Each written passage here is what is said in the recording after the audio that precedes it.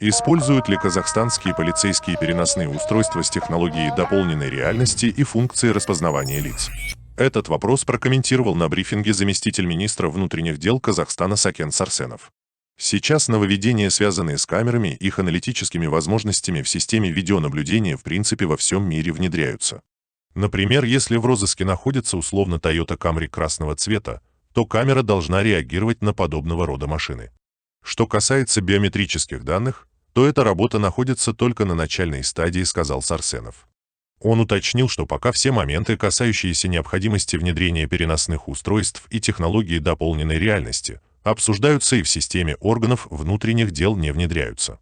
Я еще раз говорю, что проект, связанный с дополненной реальностью и определением биометрических данных, находится на обсуждении. Еще не принято решение о том, что такие технологии будут внедрять у нас, добавил замглавы МВД. Также, по его словам, сейчас в органах внутренних дел система распознавания лиц не используется. Но в то же время мы наблюдаем за теми процессами, которые происходят в полицейских службах и правоохранительных органах других государств. В Великобритании одна из самых продвинутых систем полицейских служб. США, Южная Корея в этом направлении активно двигаются. И это нужно для того, чтобы в кратчайшие сроки выявить преступников и определить их местоположение, заключил спикер.